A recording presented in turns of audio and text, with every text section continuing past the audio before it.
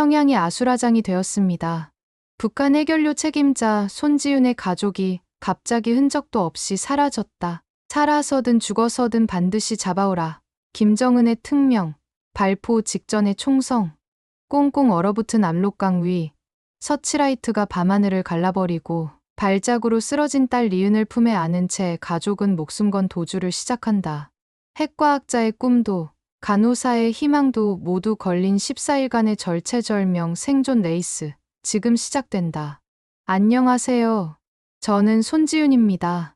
오전 7시 30분, 실험실 출입문 앞에 서면 늘 같은 생각이 떠오릅니다. 보안카드를 접촉하는 순간 들리는 기계음 하나하나가 제 심장박동과 겹쳐져요. 평양 해결료 실험소 3층, 제가 12년간 책임져온 이곳에서 오늘도 우라늄 농축 데이터를 분석해야 했죠. 하얀 실험복을 입고 거울을 바라보니 31세 여성 과학자의 얼굴에 깊은 고민이 서려 있었습니다. 지윤 동지, 오늘 실험 결과는 어떻습니까? 동료 최화영이 다가와 물었어요. 그녀와 저는 김일성종합대학 핵물리학과 동기였죠. 15년 우정을 나눈 사이라 서로의 마음을 잘 알고 있었습니다. 예상보다 농축도가 3% 높게 나왔어요. 이 정도면 말을 멈췄습니다. 실험실 벽에 걸린 조선민주주의인민공화국 만세 구호가 눈에 들어왔거든요. 매일 보던 글귀인데 오늘따라 묵직하게 다가왔어요. 제가 만드는 기술이 과연 평화를 위한 것일까, 전쟁을 위한 것일까 하는 의문이 머릿속을 맴돌았습니다. 점심시간이 되자 집으로 향했어요. 중구역 창광거리 아파트 15층, 저희 가족이 사는 곳이었죠. 엘리베이터 버튼을 누르며 오늘 저녁 무엇을 해줄까 생각했습니다. 남편 박진수는 김일성종합대학 물리학과 교수로 학생들을 가르치고 있어요. 17세 딸 리은은 평양의학대학 간호학원에 다니며 간호사가 되겠다는 꿈을 키우고 있었죠. 현관문을 열자 부엌에서 나는 된장찌개 냄새가 코끝을 간지렸어요. 진수가 점심을 준비하고 있었습니다. 여보, 일찍 왔네요. 오늘 실험이 일찍 끝났어요. 리은이는 어디 갔어요? 실습 나갔어요. 요즘 간호 실습이 많다고 하더군요. 식탁에 앉아 밥을 먹으면서도 마음이 무거웠어요. 제가 하는 연구가 정말 우리 가족, 우리나라 사람들을 위한 것인지 확신할 수 없었거든요. 핵기술은 분명 평화적으로도 사용할 수 있지만 현실은 그렇지 않은 경우가 많았죠. 진수 씨, 가끔 우리가 하는 일이 옳은 일인지 의문이 들어요. 남편이 젓가락을 내려놓고 저를 바라봤어요. 그의 눈에서 같은 고민을 읽을 수 있었습니다. 저도 그런 생각을 해요. 하지만 우리에게는 선택권이 많지 않잖아요. 가족을 지키면서 살아가야 하니까요. 저녁 6시가 되어도 리은이 돌아오지 않았어요. 평소 같으면 5시에는 집에 와 있을 시간이었죠.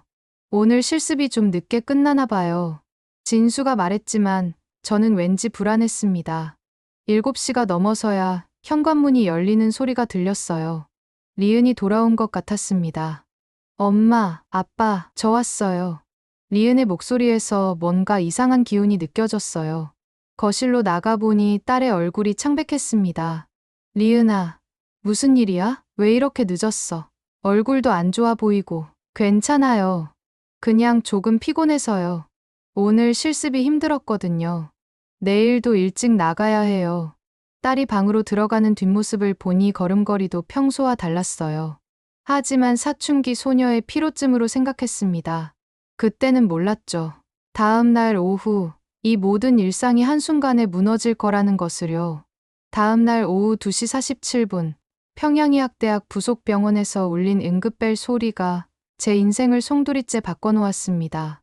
전화벨이 3번 울린 후 수화기 너머로 들려온 목소리는 차갑고 기계적이었어요. 손지윤 동지입니까? 따님이 실습 중 의식을 잃고 쓰러졌습니다. 지금 당장 병원으로 오십시오. 그 순간 온 세상이 하얗게 변했죠. 손에 들고 있던 우라늄 샘플 자료가 바닥에 떨어지는 소리만 귓가에 맴돌았습니다. 실험실에서 병원까지는 택시로 15분 거리였어요. 하지만 그 15분이 15시간처럼 느껴졌습니다. 차창 밖으로 보이는 평양 거리의 모든 것들이 흐릿하게 번져 보였어요. 대동강이 햇살에 반짝이고 있었지만 제 눈에는 아무것도 들어오지 않았죠. 병원 복도에 도착했을 때 진수가 이미 와 있었습니다. 그의 얼굴은 창백했고 두 손을 떨고 있었어요. 리은은 어떻게 됐어요? 아직 검사 중이야. 갑자기 쓰러져서. 말을 잇지 못하는 남편의 모습을 보니 가슴이 미어질 것 같았어요. 그때 하얀 가운을 입은 의사가 나타났습니다. 보호자이십니까? 환자가 뇌전증 발작을 일으켰습니다. 다행히 지금은 안정을 찾았지만 정밀 검사가 필요해요. 뇌전증. 그 단어가 제 머릿속에서 계속 맴돌았어요. 17년간 건강하게 자라온 우리 딸에게 갑자기 무슨 일이 일어난 건지 이해할 수 없었습니다. 병실 문을 열고 들어갔을 때 리은이 침대에 누워 있었어요. 평소 활기찬 모습과는 너무 달랐죠. 얼굴은 하얗고 입술에는 상처가 나 있었습니다. 발작할 때 혀를 깨문 것 같았어요. 엄마, 리은이 힘없는 목소리로 저를 불렀습니다. 제 손을 꼭 잡으며 눈물을 흘렸어요. 간호사가 돼서 더 많은 사람을 돕고 싶었는데 갑자기 쓰러졌어요. 실습하다가 갑자기 머리가 아프고 어지러웠어요. 딸의 말을 들으니 눈물이 왈칵 쏟아졌습니다. 17세 소녀가 품었던 꿈이 하루아침에 위태로워진 상황이었어요. 그날 밤 집으로 돌아와서도 잠을 이룰 수 없었습니다. 리은은 병원에서 하룻밤 더 지켜봐야 한다고 했거든요. 거실 소파에 앉아 창밖을 바라보며 온갖 생각이 머릿속을 스쳐갔어요. 다음 날 아침 실험실에 출근했을 때 동료들의 시선이 달라져 있었습니다. 소문이 빨리 퍼진 것 같았어요. 해결료 실험소 책임자의 딸이 뇌전증에 걸렸다는 이야기가 벌써 돌고 있었죠. 지윤 동지, 따님 상태는 어떻습니까? 최하영이 조심스럽게 물었어요. 그녀의 목소리에서 걱정과 함께 불안감도 느껴졌습니다. 아직 정확한 진단을 기다리고 있어요. 하지만 말끝을 흐렸습니다. 이미 주변에서 수군거리는 소리가 들렸거든요. 핵시설에서 일하는 사람의 가족이 병에 걸렸다는 것, 그것이 얼마나 민감한 문제인지 알고 있었어요. 점심시간에 병원으로 갔을 때 리은은 조금 나아 보였습니다. 하지만 의사의 말은 충격적이었어요. 앞으로 계속 치료를 받아야 합니다. 뇌전증은 완치가 어려운 질병이에요. 특히 학업이나 직업 활동에 제약이 있을 수 있습니다. 그 순간 리은의 간호사 꿈이 산산이 부서지는 소리가 들렸어요. 딸의 얼굴에서 희망의 빛이 사라지는 모습을 지켜보는 것이 가장 고통스러웠습니다. 리은이 쓰러진 지 3일째, 오전 9시, 정각의 실험실 출입문 앞에서 2명의 보이부 요원이 저를 기다리고 있었습니다. 검은 정장 차림의 무표정한 얼굴, 그들의 존재만으로도 복도 전체가 얼어붙은 듯 조용해졌어요. 발걸음 소리조차 들리지 않는 정적 속에서 제 심장박동만 귓가에 쿵쿵 울렸습니다. 보안카드를 접촉하려던 손이 미세하게 떨렸죠. 손지은 동지, 잠깐 이야기가 있습니다. 목소리는 차갑고 기계적이었어요. 김경석 평양 보위국 부국장이었습니다. 그의 날카로운 눈빛이 저를 꿰뚫어 보는 것 같았죠. 해결료 실험소 책임자의 가족에게 병이 생겼다는 소식을 들었습니다. 이는 매우 민감한 문제예요. 사무실로 끌려가 신문을 받았습니다. 딸의 병력, 가족의 행적, 최근 만난 사람들까지 모든 것을 조사하겠다고 했어요. 마치 저희 가족이 범죄자라도 된 것처럼 대했습니다. 뇌전증은 유전적 요인이 있다고 하던데 동지의 가게에 문제는 없습니까? 핵시설에서 근무하는 사람의 건강 상태는 국가 기밀과 직결됩니다. 질문 하나하나가 날카로운 칼날 같았어요. 제가 12년간 성실히 일해온 것, 국가에 기여한 모든 것들이 하루아침에 의심받는 상황이었죠. 점심시간에 진수에게 전화를 걸었을 때 남편의 목소리도 침울했습니다. 여보, 대학에서도 압박이 시작됐어요. 학과장이 부르더니 이은 문제로 교수 자격을 재검토하겠다고 하네요. 가슴이 무너져 내렸어요. 해결료 실험소뿐만 아니라 대학까지 우리 가족 전체가 사회적 낙인을 받기 시작한 것이었습니다. 그날 오후 배급소에 갔을 때 더 큰 충격이 기다리고 있었어요.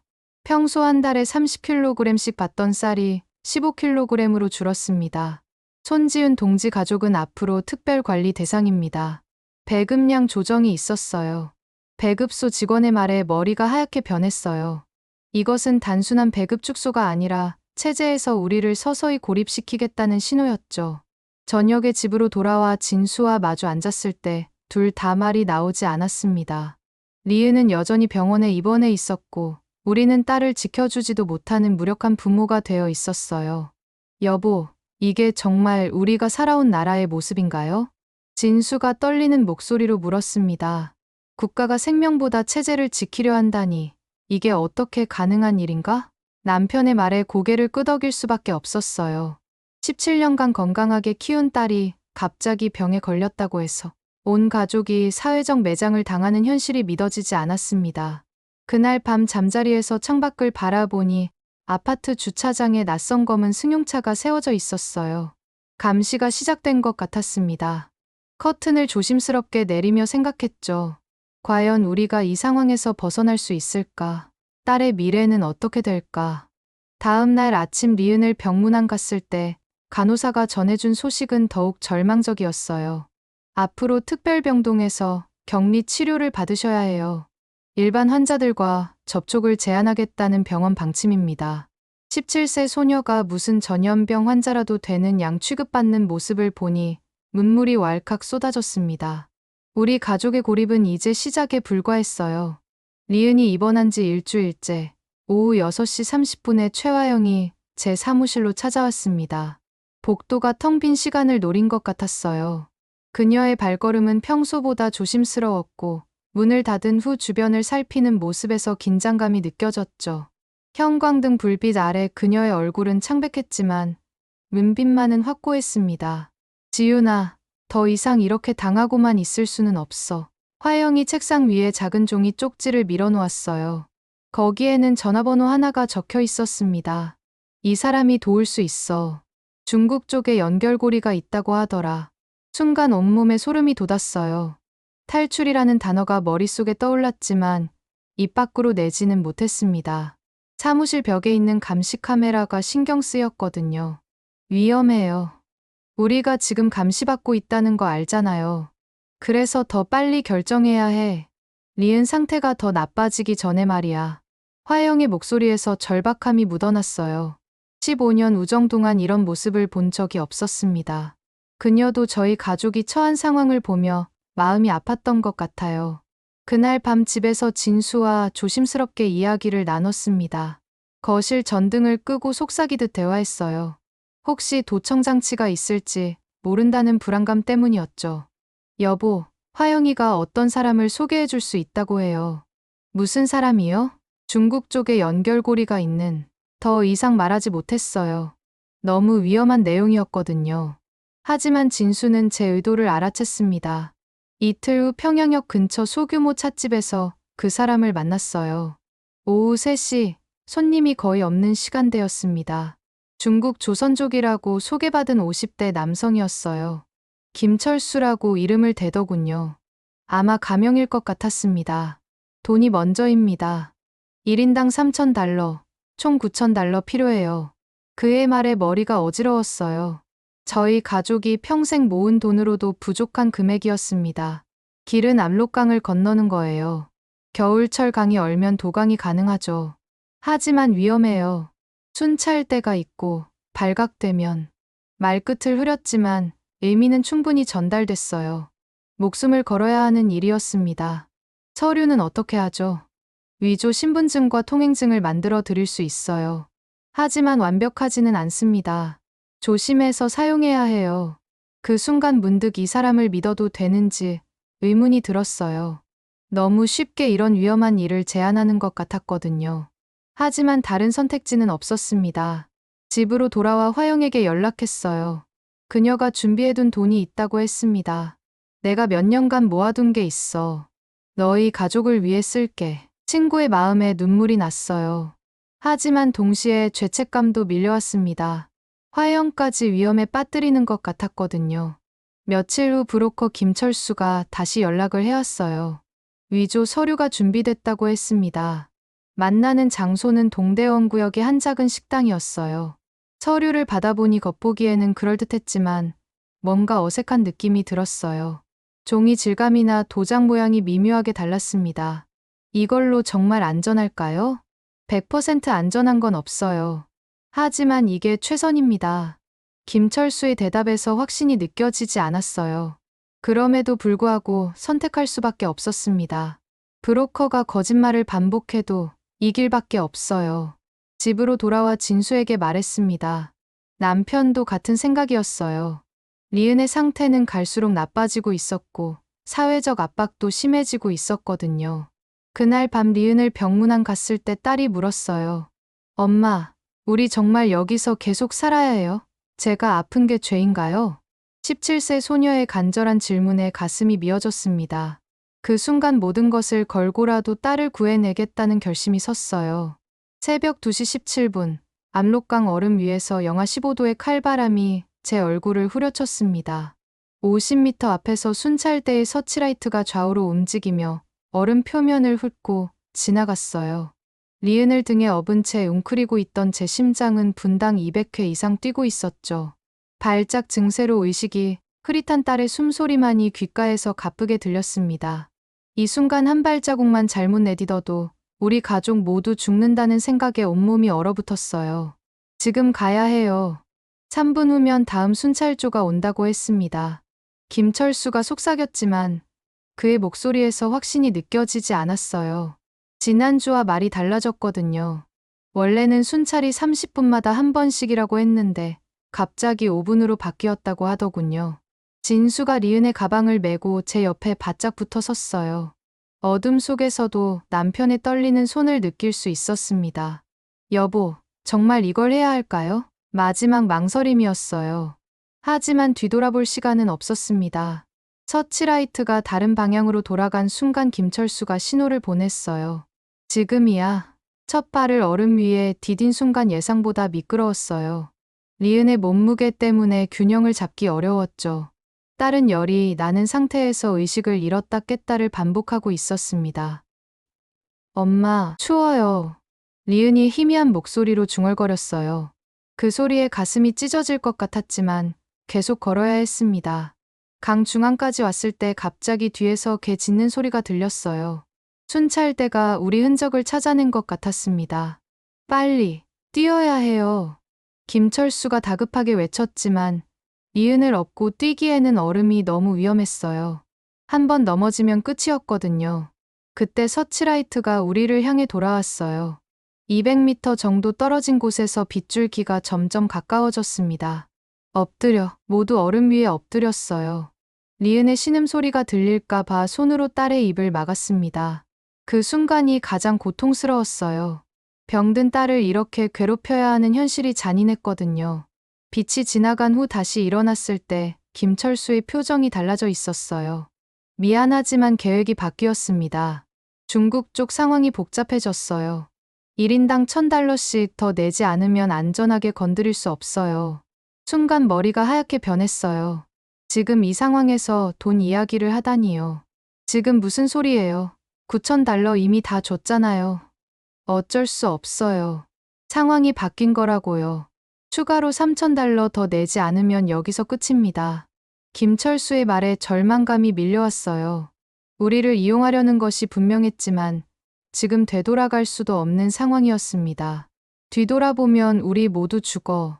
하지만 멈출 수 없다. 진수에게 중얼거렸어요. 남편도 같은 생각인 듯 고개를 끄덕였습니다. 그때 갑자기 총성이 울렸어요. 경계를 강화한 순찰대가 경고사격을 한 것 같았습니다. 소리가 얼음 위를 울려 퍼지며 우리를 향해 다가왔어요. 뛰어야 해요. 지금 당장. 더 이상 망설일 시간이 없었어요. 리은을 단단히 업고 미끄러운 얼음 위를 달리기 시작했습니다. 차가운 바람이 얼굴을 때렸고 숨이 목에 막혔지만 계속 달렸어요. 중국 강변에 도착했을 때 온몸이 땀으로 범벅이 되어 있었습니다. 하지만 안도의 한숨을 쉬기엔 이른 것 같았어요. 김철수의 거짓말이 또 시작될 것 같은 불안감이 엄습했거든요. 중국 땅에 발을 디딘 지 3일째, 오전 11시 43분에 리은이 또다시 발작을 일으켰습니다. 단둥의 허름한 여인숙 2층 방에서 딸이 온몸을 경직시키며 의식을 잃는 모습을 지켜보는 것이 가장 고통스러웠어요. 15평방미터도 안 되는 좁은 공간에 곰팡이 냄새가 진동했고 낡은 형광등이 깜빡이며 불길한 그림자를 만들었죠. 약도 없고 병원에 갈 수도 없는 상황에서 저는 그저 딸의 손을 잡고 기도할 수밖에 없었습니다. 엄마, 머리가 너무 아파요. 리은이 겨우 의식을 되찾고 힘없이 중얼거렸어요. 3일 동안 제대로 된 음식도 먹지 못해 얼굴이 더욱 창백해졌습니다. 김철수는 어디론가 사라진 지 이틀째였어요.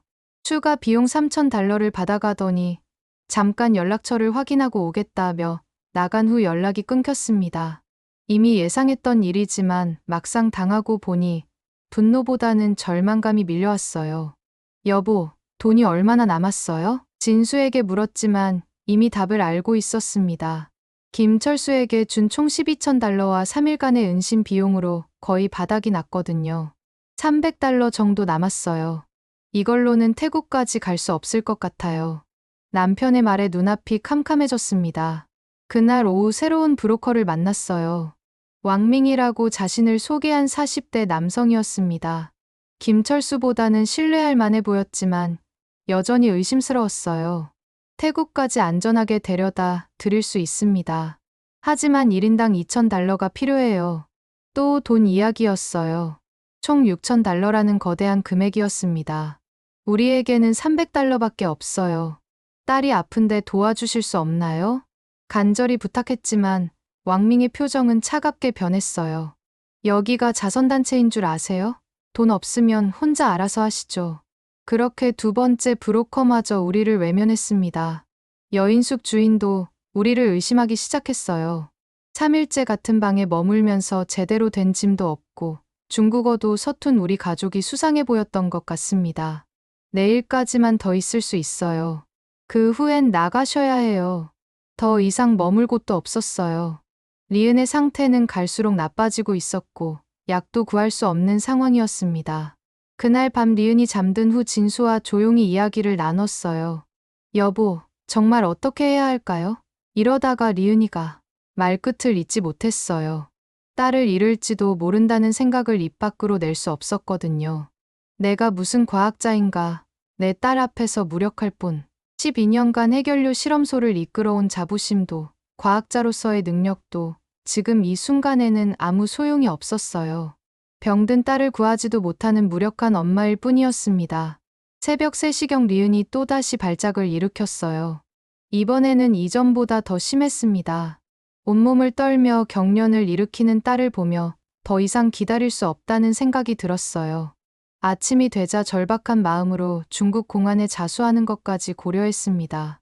적어도 병원 치료는 받을 수 있을 것 같았거든요. 하지만 그러면 북한으로 강제 송환되어 더 큰 비극이 될 것이 뻔했어요. 그때 우연히 조선족 할머니 한 분을 만났습니다. 시장에서 리은의 상태를 보시더니 연민의 표정을 지으셨어요. 아이가 많이 아프구나. 내가 아는 사람이 있는데 그분이 소개해준 것은 작은 무료 진료소였어요. 조선족 의사가 운영하는 곳이었죠. 비록 시설은 낙후됐지만 적어도 리은을 진료받게 할 수 있었습니다. 뇌전증 증상이 심해지고 있어요. 빨리 전문 치료를 받아야 합니다. 의사의 진단을 듣고 눈물이 왈칵 쏟아졌어요. 시간이 얼마 남지 않았다는 뜻이었거든요. 하지만 우리에게는 여전히 선택할 수 있는 길이 보이지 않았습니다. 태국 방콕 랑군 영사관 앞에 도착한 것은 오후 4시 23분이었습니다.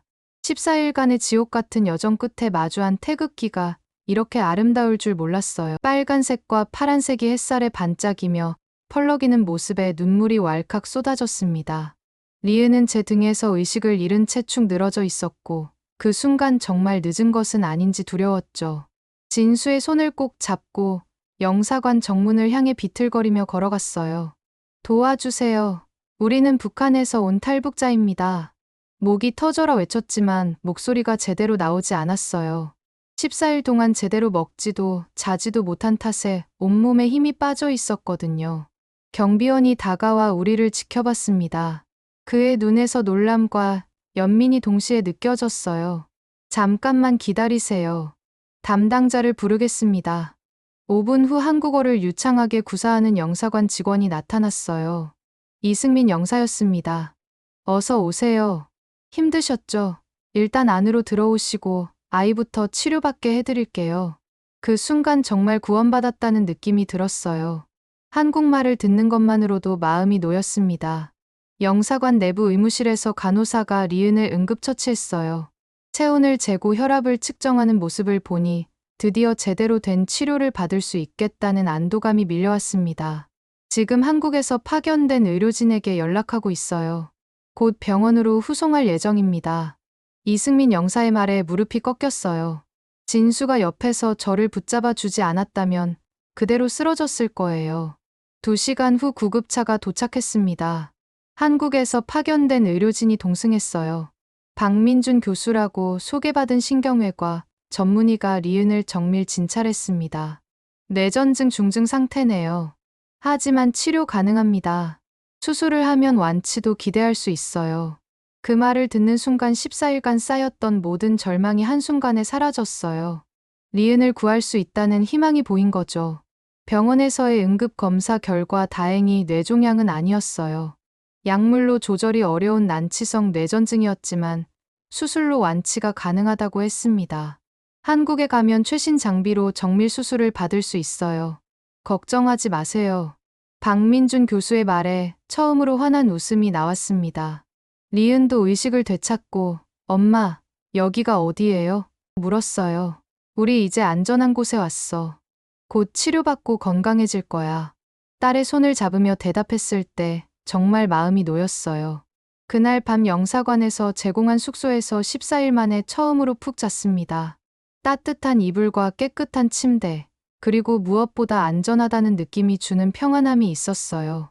다음 날 아침 이승민 영사가 우리 가족의 한국행 절차를 설명해 주었습니다.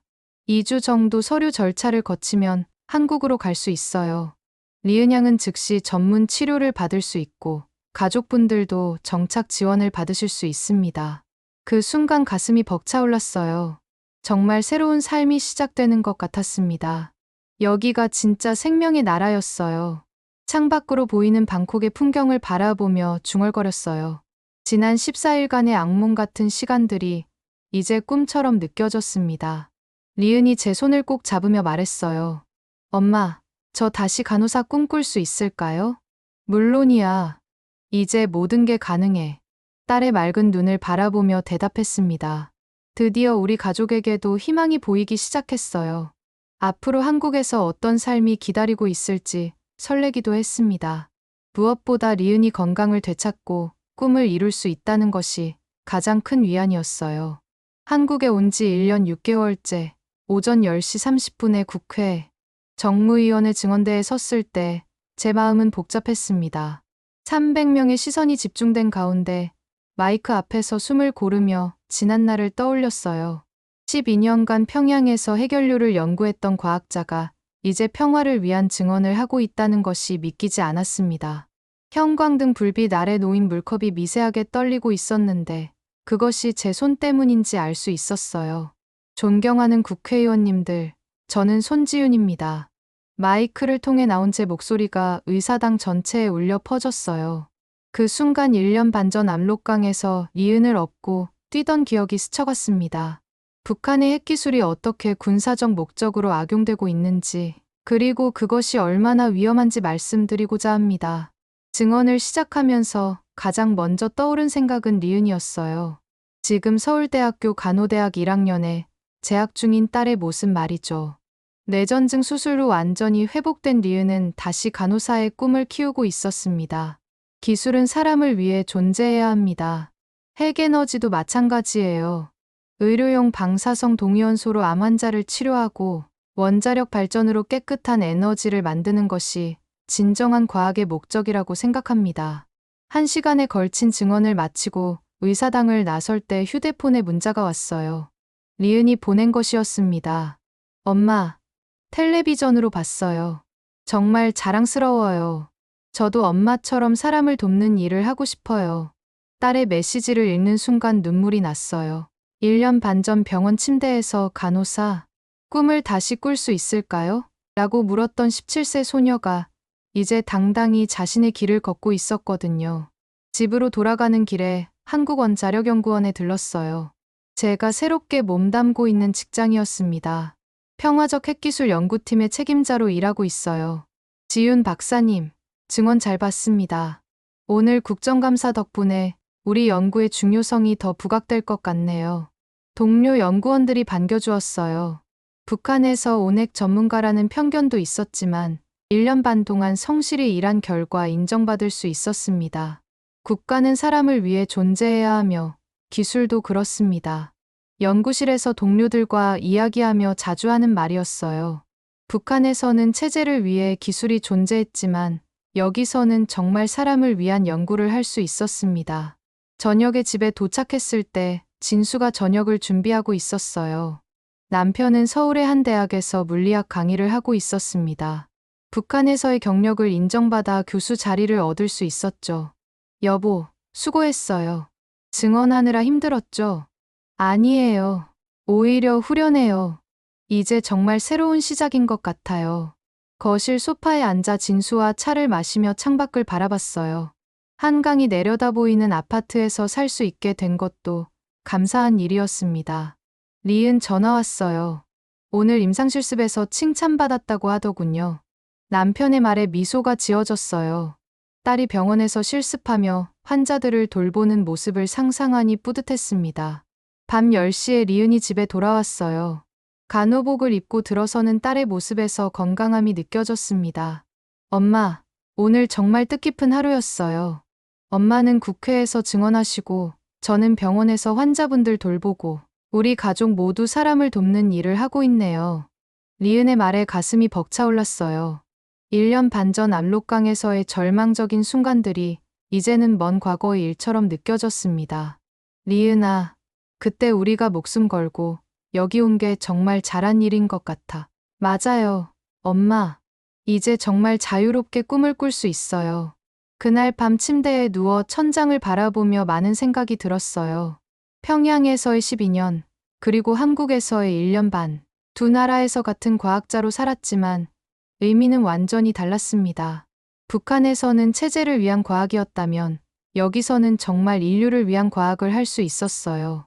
제가 연구하는 의료용 방사성 동위원소가 실제로 암 환자들의 치료에 사용되고 있다는 것이 가장 큰 보람이었습니다. 내일부터 또 새로운 하루가 시작될 거예요. 리은은 간호사가 되기 위해 열심히 공부할 것이고, 진수는 학생들을 가르치며 지식을 나눌 것이고, 저는 평화로운 세상을 위한 연구를 계속할 거예요. 조국이라는 것은 단순히 태어난 땅이 아니라 자유롭게 꿈꿀 수 있고, 그 꿈을 이룰 수 있는 곳이라는 생각이 들었습니다. 이제 우리 가족에게는 진짜 조국이 생긴 거죠.